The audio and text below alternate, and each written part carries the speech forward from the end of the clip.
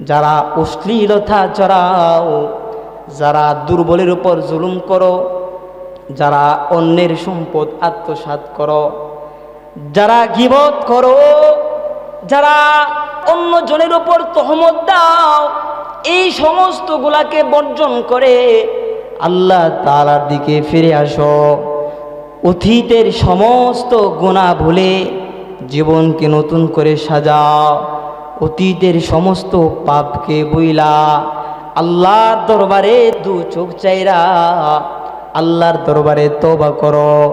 ওগো আল্লাহ, দুনিয়ার জিন্দিগিতে যত পাপ করেছি, যত জিনা করেছি, যত সুদ খেয়েছি, যত অশ্লীলতা করেছি, এই সমস্ত কিছু থেকে তওবা করলাম। কারণ আল্লাহ সুবহানাহু ওয়া তাআলা বলেন, ইয়া আইয়ুহাল্লাযীনা আমানু লা তাকনাতু মির রাহমাতিল্লাহ। ইয়া আইয়ুহাল্লাযীনা আমানু, রে দুনিয়ার জগতের মুসলমান, লা তাকনাতু মির রাহমাতিল্লাহ, সাবধান আমার রহমত থেকে নিরাশ হয়ো না। ইন্নাল্লাহা ইয়াগফিরুয যুনুবা জামিআ, নিশ্চয়ই আমি আল্লাহ সমস্ত গুনাহ মাফ করে দিব। ইন্নাহু হুয়াল গফুরুর রহিম, কারণ আল্লাহ তাআলা হলেন গফুর, অতি দয়ালু এবং মেহেরবান। মুসলমান ভাইরা, আমার শেষ কথা, এই জন্য আজকের প্রোগ্রাম দেখে এই মাহফিলের সমস্ত মানুষদেরকে উদ্দেশ্য করে একটা কথা বলতে চাই। পর্দার আড়ালে আমার মা বোনেরা যারা অবস্থান করতেছেন সকলকে বলতে চায়, আমরা জনসাধারণ অনেক সময় হীনমন্যতায় ভুগি।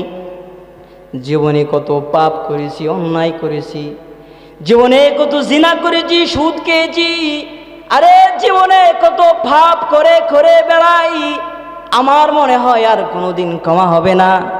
তাদেরকে উদ্দেশ্য করে যারা নৈরাশ হইয়া আল্লাহ দিনের দিকে ফিরতে পারতেছ না, তাদের জন্য একটা বার্তা বলে আমি আলোচনা শেষ করব। আরে বন্ধু,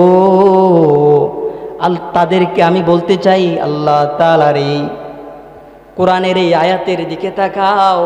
আল্লাহ তাআলা বলেন, ও দুনিয়ার জগতের ওই সমস্ত মানুষ যারা ঈমান আনয়ন করেছ, যারা আমি এক আল্লাহকে বিশ্বাস করো, তাদেরকে উদ্দেশ্য করে বলতে চায়, সাবধান, কোনো সময় আমার রহমত থেকে নৈরাশ হয় না।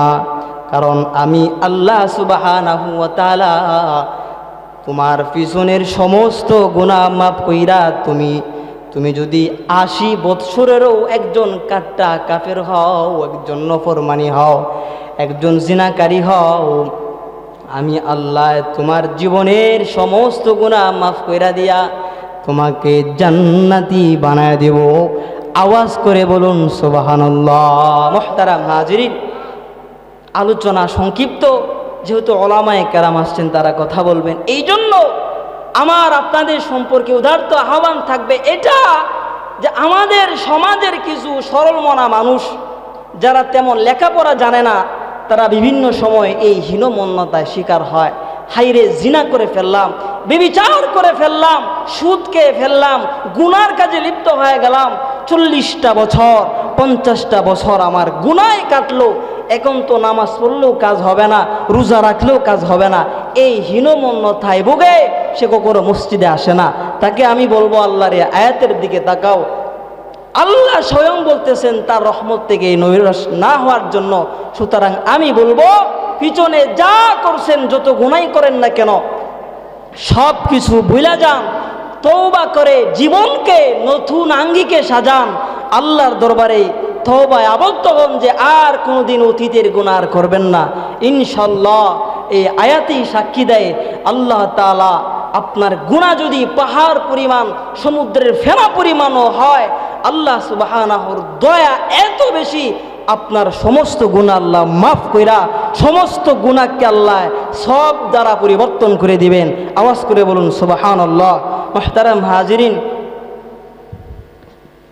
আমি সকলের কাছে দোয়া চাই, আল্লাহ পাক রব্বুল আলামিন যতটুকুন সময় আলোচনা করলাম, এই আলোচনা আমাদের সকলকে ভালো করে বোঝার এবং সে অনুযায়ী আমল করার তৌফিক দান করুক। আজকের প্রোগ্রামকে আল্লাহ তাআলা কবুল করুক। আমিন। আখির দাওয়ানা আলহামদুলিল্লাহি রাব্বিল আলামিন।